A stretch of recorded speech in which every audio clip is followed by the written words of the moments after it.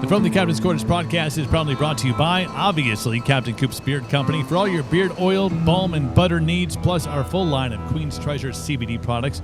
We got CBD body butter, we got CBD lotion, we got ink balm for all you tattooed people out there, and also Tortuga, our personal lubricant infused with the CBD. Check out CaptainCoops.com. Use the promo code podcast to get 10% off your first order. Again, at CaptainCoops.com. The show is also brought to you by Apeiron Northfields, formerly known as Everything Hemp LLC. You want to dive deeper into the CBD world, including those D8 and D9 products? Well, that is the place to go. Apeiron Northfields, it's got all the things CBD related. Right now, their website, everythinghempllc.com. New website coming soon, but definitely make sure you check out those D9 products. Highly recommended by the Coopers. I always love when I get started up a podcast by saying this one time I was at a bar and I was in Nashville and I was drinking whiskey and I met a new friend. Garrett Spear is my new friend. We met down in Nashville when we were hanging out down there early in January, playing with my other buddy and your other buddy, Warren Garrett. Yeah. No relation, as they like to say during their performances together, believe it or not. But no, it was great to get introduced to you that night and follow you from there on, and we finally got you on the show. So welcome, my friend. Thank you. Appreciate you having me, man. So I do want to talk about that night because I was talking to Warren about it. It was our first trip down to Nashville and experiencing both sides of the Broadway scene. We were at Old Red, so we were at Blake Shelton's place down there. You guys are playing. Sure. And here was the plan. I was talking to Warren. He's like, yeah, I'm playing down at Old Red. You guys should come down. So we learned the hard way that you don't drive down to Broadway because it's like $80 for 3 hours to park down there. So we Ubered it down there. We're like, we'll get something to eat. We'll hang out and we'll listen to the jams for a little bit and then, find our way. We were like leaving, I think, the next morning. And like, as soon as we got done eating and we made our way to the bar and the credit card got brought out, I'm like, well, we live here now.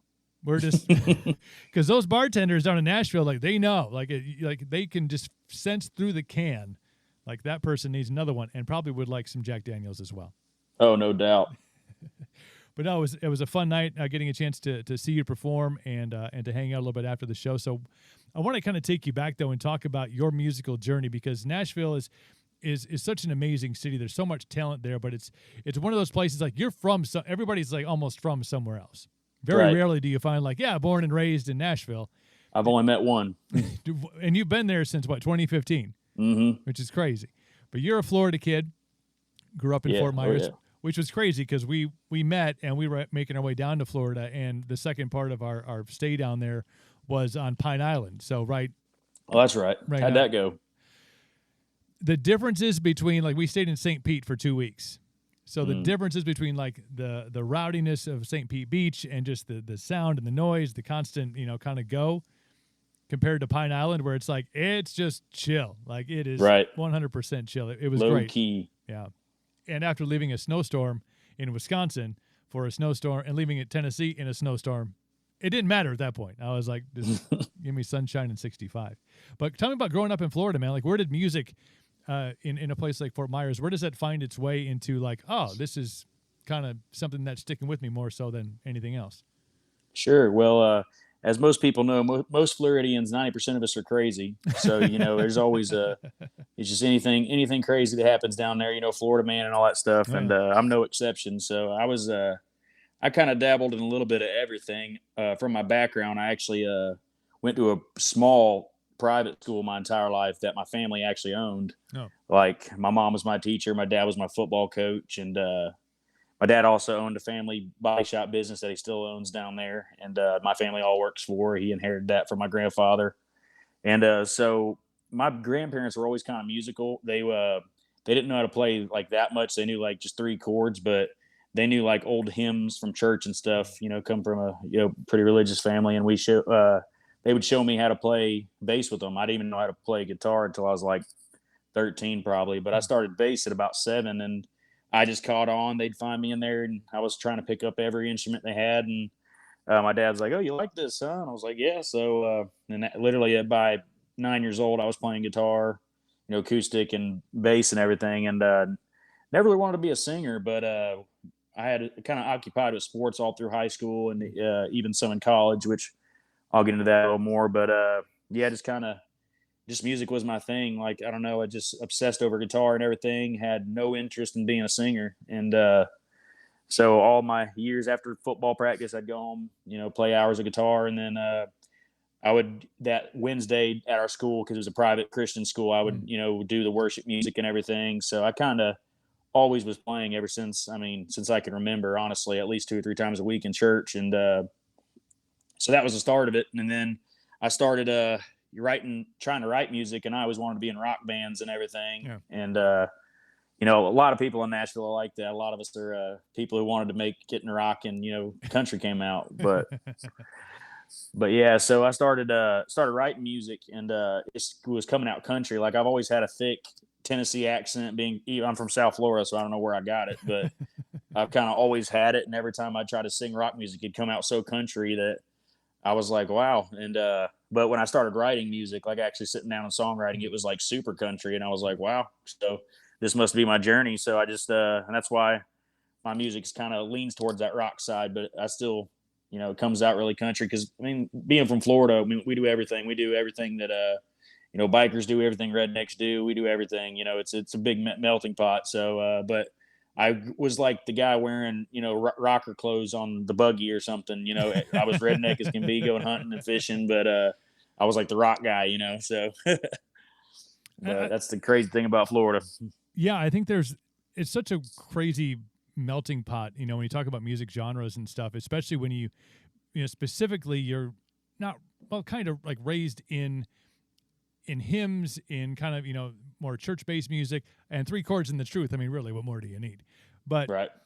That line between rock and roll and Southern rock specifically and country, it's easy to kind of cross, the lanes a little bit. Sure. It sounds all right to lean a little bit into, that more rock sound, especially I think now in today's country, because I feel like it's more, country has really embraced other sounds and other styles of other genres kind of coming into it and still staying in that country lane. But do you remember, especially in the guitar, do you remember like specific bands or artists that you were like emulated, or like, man, like Eddie Van Halen, or people like that who you like, man, you really wanted to pick up that vibe, pick up that feel from anybody in particular? Oh yeah, completely. I was the biggest Nickelback fan in the world. I still am. That's the funny thing about Nashville is every other we do some of their songs sometimes, in our set to throw in some covers, and it's funny because in Nashville nobody hates on them hardly. Like, most people hear all of them, but everywhere else you go, people are like, they don't even know a song from them and they knock them. But that's the band I wanted to be before I was like pursuing country. And but I heard the certain song in particular, Jason Aldean, She's Country, came out when I was probably 16, 17. And I was still like singing in church, but I was starting to write country music. And I heard that one and I was like, wow. I was like, that's rock. I was like, that's like the first one I've heard that's like a modern rock kind of rock, and I was like, I can do that. So that song in particular, I still play it most of my shows, like to this day, just because how impactful it was for, there's a couple of them. Like, I loved a lot of the old Alan Jackson, that's so cliche to say, but like my dad had like 2 CDs. He had the old Alan Jackson CD and the old Joe Diffie CD that had like Pickup Man and all that on it. And, but those two, like, for some reason in my songwriting, I always lean towards more like 90 country kind of lyrically because of that stuff. And then the music side, I always like the rock stuff. So yeah, when I heard She's Country, I was like, man, like I can do this. If I could put guitars like that in it, I'm down. Dude, and just like hearing that song in my head as you're saying that, the intro, how it starts out, and the banjo's kind of playing in the back, but then you got that kick drum and just boom. But then wow. I'm like, that is a guitar riff. That's a rock riff right there, like straight up, and a great, great song. I think a great sound, but to be able to also encapsulate artists like Joe Diffie, Regular Joe, one of the greatest, 90s country records that was out there, and Alan Jackson, because of the song, because of the storytelling and how well they did it. And what a great blend, and the ability to be like, I like that. It's like a la carte. You get to pick and choose your favorite things and make it into your own sound. So very cool stuff, man. And then college comes along, Did Oh yeah. was there any hesitation? Because sometimes when you get that music bug, it's like this. I'm going this way, and I don't need. We don't need no education. We're going to Nashville, or we're going to L.A., or we're going to New York, or we're going to make it work. But was there ever a hesitation to further your education, or was it like, I'm going to school first, and we'll see how the music thing plays out? Well, I'm at one of those weird ones, and like everybody who like grew up with me knows, like even from high school, like when I was like playing in church, I knew it was what I was going to do my Mhm. entire life. So I actually went to college for marketing so I could learn more about like a music career, like Smart. because I knew actually going for a musical business, not knocking anybody who goes for it, but I knew if I understood, marketing and business, I knew eventually with social media it was going to turn into you know, this kind of anyway to where that's kind of the best strategy. So my first year, I went to college. I dropped out my second semester, barely made it past my first, dropped out my second. Uh, that was in Florida Gulf Coast University in Estero, Florida. And then I took a year and a half break off. And then I went to a place in Lakeland, Florida called Southeastern University, which was actually a music college.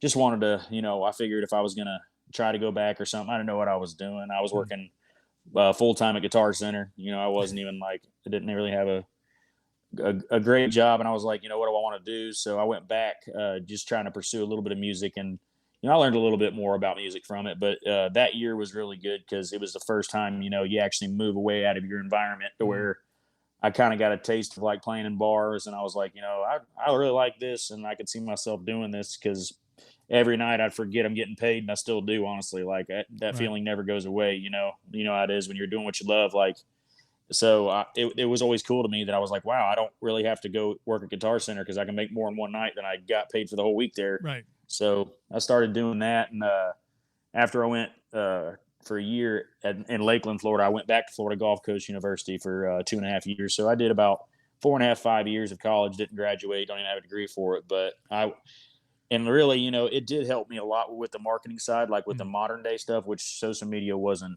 anything what it was like it is now. But so, and I'm not an expert at that either. But the point was, like, I'm glad I took it because I kind of have a little bit more understanding than if I wouldn't have pursued something like that. But yeah, and then after college, I married my wife in 2000. I have it written on my finger. Let me see, 14 here.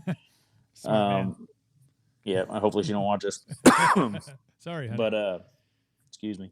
But yeah, so we got married and we decided she was actually from East Tennessee. We met at Florida Gulf Coast University in Florida in college, and she just she wanted to come back to Tennessee, and it was kind of our mutual thing of the start of our relationship. I was like, I'm going to move to Nashville. I'm going to pursue this country thing, and that was kind of our understanding for the first 2 years, and then we got married and then moved up here to Nashville. So.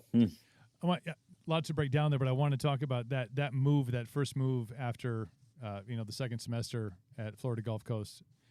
How important is that to be able to get out of your comfort zone, to get out of that environment that you're familiar with all the roads, where you can turn, where the hot spots are, where the good bars are, to go into another location where you don't know as many people, you're not as familiar with it. How important was that period of time when it translates to the move to Nashville? Because I've heard stories of people that have big eyes about moving to Nashville, but they've been in their same circle their entire life, and they move to Nashville and they go, "Whoa,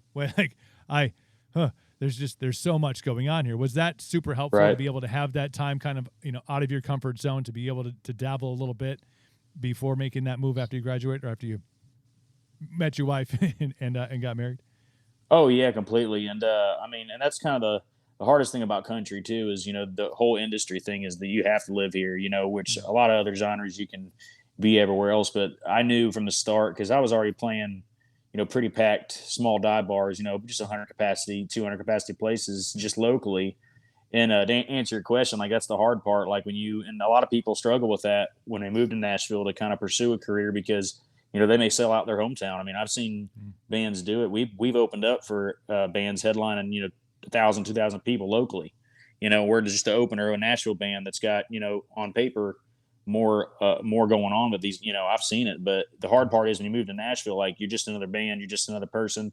There's everybody does everything, but it was a good thing too because then it kind of shows you the competition. Like it makes you write better music when you can self-realize like this is what I want to be. And the hardest part about music is finding out like your sound, like who you are as a writer, like your lane, and that's the hardest thing to do. Like it's so easy for people to say, "Oh, you need to be different, you need to do this," but the hardest part is knowing who you are. So, and I'm guessing that you kind of learn that on the fly when you get to Nashville. Like there's not like, oh, well, we'll go down here and here's where they teach you how to find your own sound or how to write better songs. You kind of have to mold yourself in and feel out what's out there, who's out there, who the the rounds that you want to be in, the places you want to play at. Like how long does it take you to make that adjustment moving there and feeling things out, knowing that, I can't just walk into XYZ location on Broadway, off Broadway, wherever, and be like, I have a guitar I want to play, because there's a line, there's a line out the door for people trying to do that. Yeah, for sure. And like that's the hardest part about it too, is like, Broadway, that's where, for people that don't know on there, is like our strip of where all the bands play. And usually that's the first step for people moving to town, just to cut their chops in to get some playing, but the hard part is like going back to like the people that selling out like their hometown shows and stuff. Like that kind of happens on Broadway too, to where that's like the stigma of like we're the biggest Broadway Nashville band, which is great. Those guys make a lot of money, but like the better thing is like when they come here and then they leave their hometown and realize, oh wow, like I got to check myself because the music's so good here, the competition's so good. I actually have to like, to start over because you're just another person in Nashville. But the good thing is, when you do that and you put in your time and you start traveling and playing more, then you go back to your hometown where you sold out, and then it's even bigger. And then Nashville sees that, it's like a give and take on, from what I've seen. But do you remember the first place that you played when you got to Nashville? Oh, I do actually. I'm actually getting a tattoo on my arm too. There was it's my next tattoo. There was a place called Paradise Park that was, and anybody who's played Broadway or for the last 10 years knew about it. And it was a pretty gross bar. It was called Paradise Park Trailer Park. It had like green grass turf on the ground. And it literally looked like a trailer park, but they would give like musicians deals on beer. Like it was like $5 pitchers for like musicians that were playing. So that was like our Broadway hangout spot. And like I moved in town probably 2 years before it got really, really crazy down there. And that's when I spent most of my time on Broadway. It was in my first 2 years. And I played at that Paradise Park 3 days after moving to Nashville. I played there on a Saturday night, packed out with my friend Alicia Arnold. And she did a duo called Smoking Guns, and her duo partner was on the road or something. So she asked me to just fill in with her, and I thought I made it. I was like, wow, sold out Broadway bar. Like, look at this, but special memories. That's why I'm getting tattooed, because they tore it down and put an axe throwing place there, and the axe throwing place is out of business now. So I'm salty. It's okay. It's okay to be salty about that. It's, you can't take away tradition, especially when it has that meaning to you, because I know that there's so many places. That's the one thing that I being a music lover, being in the industry and radio for 2 decades of my life, experiencing a place where you go down on a Tuesday afternoon at like 1:00 and it's every place there's music playing. It's just it's a happening place. Was there intimidation in that? I mean, coming from the Fort Myers area, which I know still has a great music scene down there, but to go to a place that's like, this is why they call this place the Mecca of not just country music, but really it's become kind of all genres of music. Any intimidation there with like, wow, there's just so much and it's everywhere, and it's not like Thursday, Friday, Saturday. It's every day of the week, 24 hours, almost 24 hours a day. Any intimidation when you walk into that and go, wow, this is the place to be? Oh, for sure. And if it doesn't intimidate you when you first move here, then it's like, good luck. Cause it's like, before I had moved to Nashville, I really hadn't been to any like major city like Chicago, or like, the biggest city I'd probably seen was Jacksonville, cause I lived there 6 months before I moved to Nashville, in between Fort Myers and there. But I was overwhelmed. I mean, especially because the whole downtown, that's really all we have is drinking and bars and stuff. And I'd never seen Chicago, so it was really the most happening, like mass amount of people city I'd ever seen. And I was like, wow, like you know, there's a billion people down here doing it. But the good thing is, like, when you get established and you meet your people and everybody has like their little camps and their cliques and people they know. The good thing is, like, general population of people down here are pretty nice. They're not. Some people get ego to their head, but most of them are pretty apt to. The average person who's in the are decent people, and you grow that, and you really can't. Now I can't go anywhere on Broadway or Midtown and not know most people in there. Which is nice because that's one thing I realized. To answer your question, it's intimidating, but you also learn that it's really a small town city. It's like, most people know everybody. That could be a good thing and bad thing. Where did I know we had Warren Garrett on, like I said, a couple weeks ago on the show, and you guys have been chummy for quite a while. Was he one of the first in the circle that you met down there? And you guys have been rolling together for a while. No, I've known Warren for probably I'd say 4 years now. Right. No, he was one. He is my best friend in town. One of mine for sure. I mean, I met him at the Wright. We were writing with I forget who we were writing with. Me and him had a write from a mutual friend, and I never met him. And I noticed his last name was Garrett, and he was playing one of the songs he wrote that day, and he's got a song called Hardtail Heart. And I was like, dude, that's a killer song. I never heard him sing, and his voices, I mean, he's got great voices, So I was like, man, I was like, dude, you're sick. So like, him and I just started writing together and started hanging out. And, I was starting to do a lot of touring. I've been touring full time with my same agent for about 6 years now.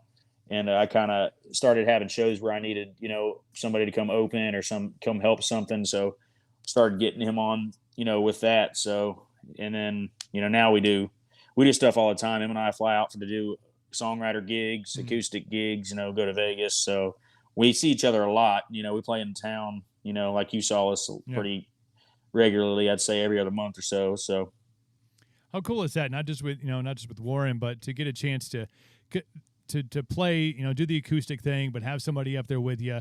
That was so much fun. Just you guys both get a chance to kind of go back and forth, to play some originals, play some covers, play some stuff together. How fun is that? Just be able to. I mean, that was a Wednesday afternoon into evening that you guys were just out there having fun. That seems like there's not a ton of pressure. It's not like doing a show. You just kind of get to go and hang out and have friends and meet new people and kind of intermingle. That's got to be a fun part of the all-encompassing stuff that you do. For sure, it is. And like I was thinking about it all the time. Like the stress in doing this job is literally just before you get on stage, because on stage is the release, and no matter what kind of show it is, no matter where you're at, like if it's a fly-in date and you're, we just got back from a 2-week run out west. We flew into Denver for a day, for literally 5 hours, and had to drive into New Mexico at Albuquerque to play some shows out there and all over New Mexico. And like all the stress is in the travel, and getting there. As soon as you're on stage, like it don't matter how tired you are, like, you just start playing. You're like, wow, this is the release. So that's the rewarding part about it, especially when it's in town. Cause then, you don't have to do all the travel. Like you're just with your friend, we'll have a good time, have a couple too many drinks, start talking crap, Some of that was my fault. I don't know how that Jack Daniels ended up on stage, but it did. I don't remember most of that. I remember hanging out with you briefly, but it was a good time. There's pictures to prove it, so it really happened. It's true. Do you have, and I feel like you're a guy, but just because of the fact that it seems like you knew from a very early age, even going through the process, that this was something you wanted to pursue.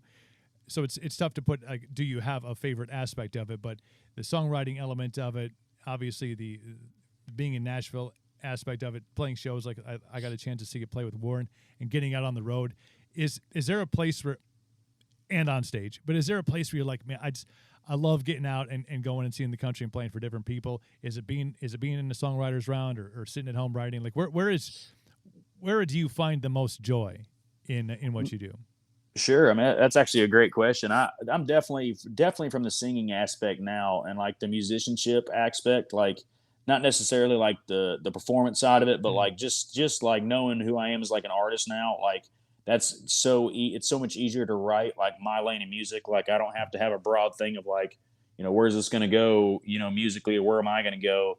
Just knowing, like, now that I know my lane and I know what, and the hardest part for young artists who like don't know is like, I always tell them like, think about what you're going to tolerate for the rest of your life. Like think about if this song, if it blows up tomorrow, you have to sing it for the rest of your life. Like what can you tolerate? Because you're going to think a lot of your songs are great, but that's the way I always had that mindset of like, if it's fun live, if it's, if people don't know it's my song or if they think it's a cover song or whatever, and they get into it, then, you kind of do the job, Yeah. But definitely singing is definitely probably my nowadays, like that's where I find my joy. That's my release. And like, the singer gets a lot of perks, a lot of times when we're playing, casinos and stuff, we get to go everywhere, and all the VIP fun stuff, but it's definitely the music part of it is still my core, from learning guitar at a young age. Like I still play. I mean, I got guitars everywhere, they're just sitting around. I just always have one in my hand I do a lot of recording myself also, like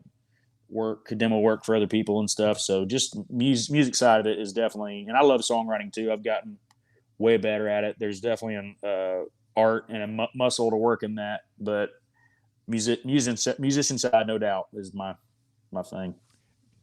That advice, I've interviewed many people, is incredible because it feels like something that you never think about.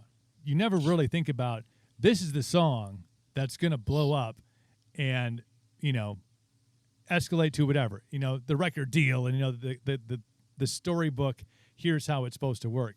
Oh, that song has to be a part of your playlist and your set list every single night for the rest of your career. Like, right. You're so, not to say that everybody's like so in the moment, but you're writing a song, you feel good about it, you like it. Maybe you're not like, but that's the one.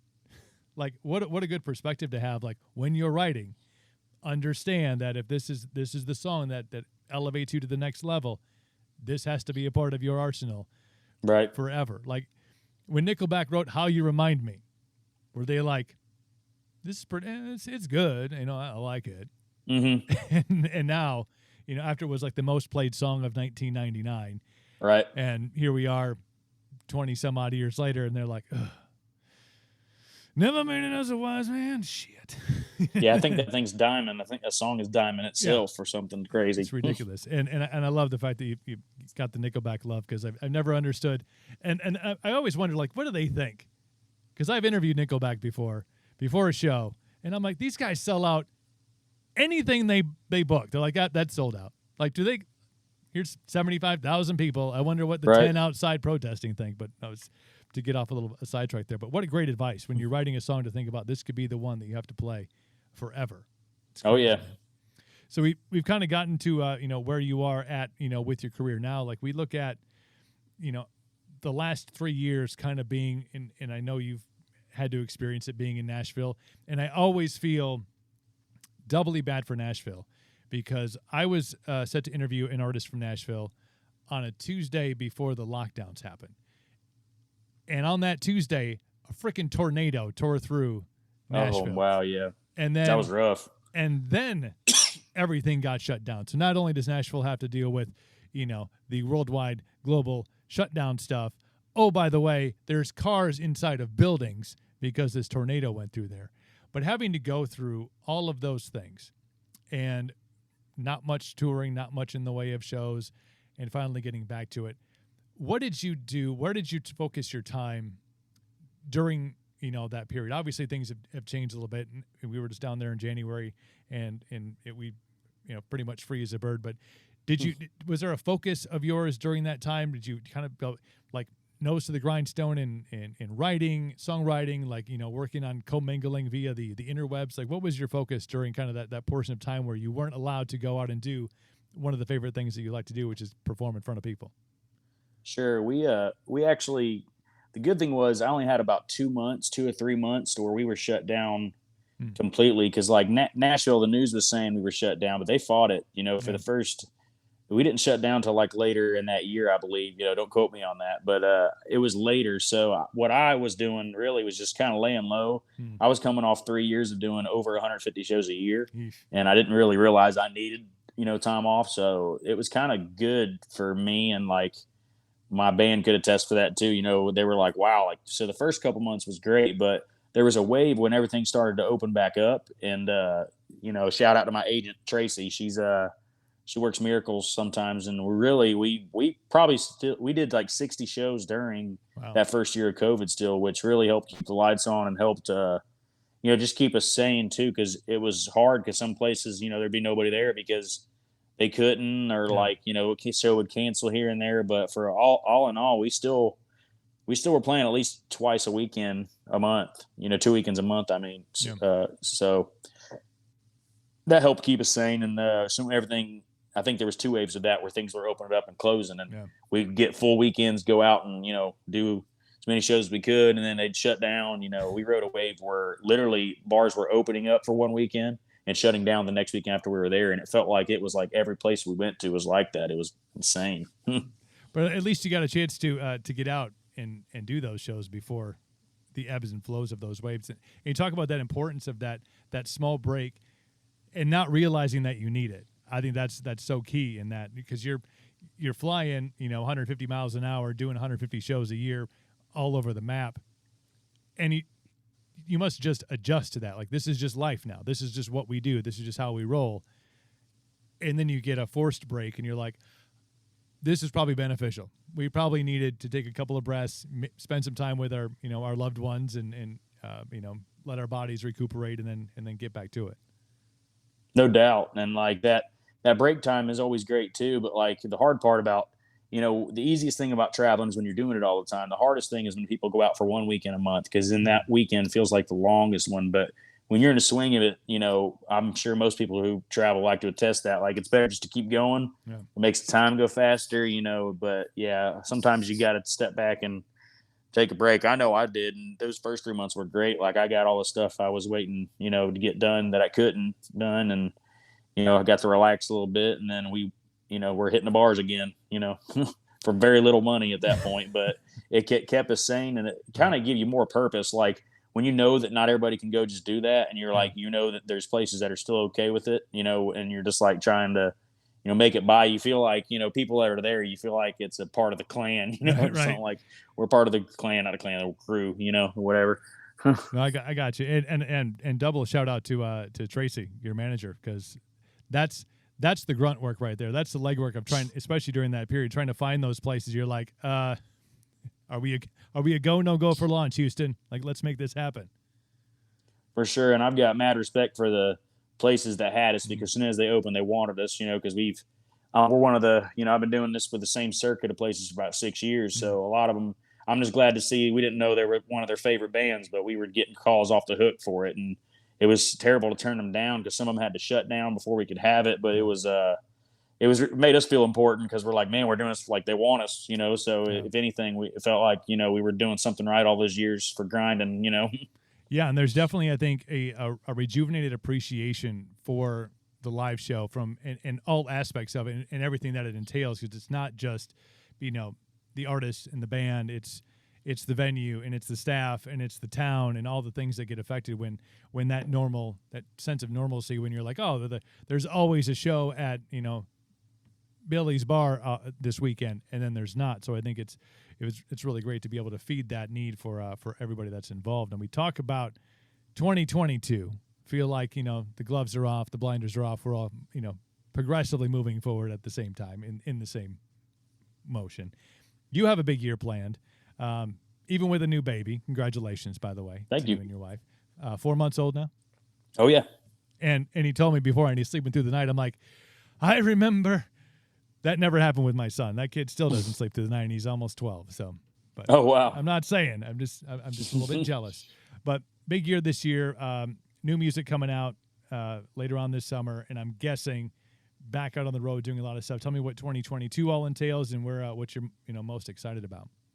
Sure. Well, the good thing about COVID is we had, like you said, we did have a lot of time to start getting everything together, starting to accumulate all the songs over the years, and like kind of sit down with my manager, Wayne Carini, and like, my agent, Tracy, and be like, how we're going to kind of hit this year. And so we got 4 songs that are coming out this year. We got my new one's called Fit, Fix, and Toots, coming out March 17th. St. Patrick's Day, everybody. Oh, yeah. I'm ready for that one. We've been sitting on that one for about a year now, just trying to line up everything right with, just getting the whole team behind it and doing everything right, the process. So I'm glad to see that finally coming out. It's going to be a really good one. And then I have another single coming out into May. It's called "We Out Here."